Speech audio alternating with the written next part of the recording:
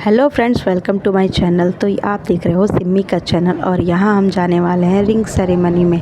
तो ये vlog ring ceremony का होने वाला है जो मेरे देवरानी के भाई का है। तो यहाँ पे मैं तैयार हो रही हूँ और मेरी बेटी भी अपना ड्रेस आपको रिवील कर रही है, दिखा रही है कि वो कैसी लगने वाली है और क्या पहनने वाली है। तो वो अपना ड्रेस दिखा रही है और यहाँ पे यार मैं भी इतना कन्फ्यूज हो जाती हूँ। मैं क्या मतलब सारी ही औरतें, मेरे ख्याल से सारी लड़कियाँ, सारी औरतें कन्फ्यूज हो जाती है कि कहीं किसी पार्टी में अगर जाना है तो सबसे पहले सबसे बड़ा क्वेश्चन यही रहता है कि क्या पहने। तो यहाँ पे मैंने कितनी साड़ियाँ देख चुकी कि मैं क्या पहन के जाऊँ, क्या पहन के जाऊँ। फाइनली मुझे कुछ डिसाइड नहीं हो पा रहा था। फाइनली मेरी बेटी ने कहा कि मम्मी आप एक सिंपल सी साड़ी चुन लो। तो ये मैंने साड़ी चुन लिया जो मैं फाइनली इसी को पहनने वाली हूँ। तो प्रॉब्लम यही होता है मेरे साथ कि जब भी मुझे कहीं जाना होता है तो मुझे ये लगता है कि मैं क्या पहन के जाऊँ, क्या पहन के जाऊँ।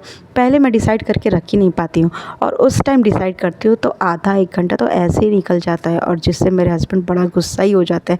तो फाइनली मैंने ये पहन लिया है और अब बारी आती है मेकअप की। तो मेकअप करने के लिए मेरी बेटी तो भाई मेकअप करने में बहुत आगे है। जब तक आप खुद से तैयार नहीं हो जाते तब तक मेरी बेटी का मेकअप ख़त्म ही नहीं होगा। वो कुछ ना कुछ अपने आप को मतलब लगाती रहेगी, देखती रहेगी और उसका कंप्लीट जल्दी नहीं होगा जब तक कि हम पूरे तरीके से तैयार ना हो जाए।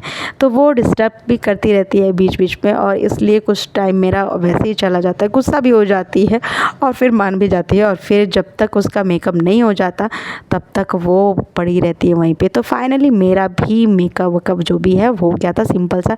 फाइनली मेरी बेटी भी तैयार हो गई थी और मैं भी निकल चुकी थी। तो आप देख सकते हो कि मैं पूरा रेडी हो चुकी हूँ और अब निकलने वाली हूँ मैं रिसेप्शन में नहीं, सॉरी, रिंग सेरेमनी में। तो ये सिंपल सा मेकअप किया है मैंने, बहुत ज़्यादा तामझाम नहीं किया है। तो मेरे देवर आ चुके थे मुझे लेने के लिए और ये रहा लड़की का घर। तो लड़की के घर पे ही होने वाले थे मतलब रिंग सेरेमनी। और मुझे बाहर मिल गई मेरी देवरानी और मेरी देवरानी का ही भाई है वो।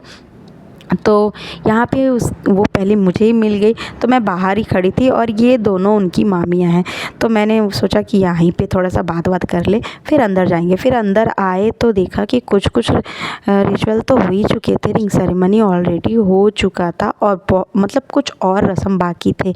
तो मैं तो भाई ये सारी चीज़ें तैयार होने में, डिसाइड करने में तो देर हो गया। तो फाइनली वो लोग मुझे लेके गए चाय पीने के लिए। तो यहाँ पे था कुछ निमकी वगैरह और जो नारियल लड्डू होता है और असामीज़ पीठा। आपको यहाँ पे मतलब कोई भी फंक्शन हो, कोई भी रस्म हो, तो यहाँ पे बर्थडे पार्टी हो या कुछ भी हो तो असामीज़ पीठा खाने के लिए तो मिलेगा ही मिलेगा।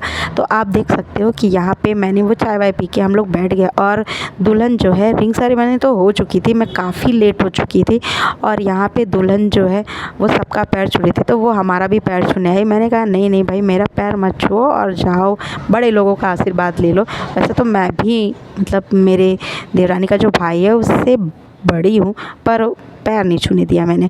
यहाँ पे देखिए ये सारे लोग मतलब अब एक और इसमें कुछ रस्म होने वाला था। दोहरा को कुछ गिफ्ट देना, मतलब दोहरा मतलब होता है दूल्हा, यानी कि दूल्हे को कुछ गिफ्ट देंगी सालियाँ मिलके, मतलब उनके ससुराल वालों की तरफ से कुछ वो मिलेगा, गिफ्ट मिलेगा। और साली जो है ये रेड कलर का जो मेखला चादर पहनी है, यही पतली सी है जो ये उनकी साली है। तो ये उनको कुछ खिला पिला रही है और गिफ्ट दे रही है। तो ये ही एक रस्म था जो मुझे मिला वहाँ पे जाने के बाद। तो ये रहा दूल्हा और दुल्हन। तो ये दूल्हा दुल्हन का अब केक कटिंग का टाइम था और सारी रस्म तो हो चुकी थी और मैं काफ़ी लेट भी थी। तो ये रस्म मैंने एंजॉय किया और यहाँ पे आप देख सकते हो। तो ये रिंग सेरेमनी आपको कैसा लगा? आप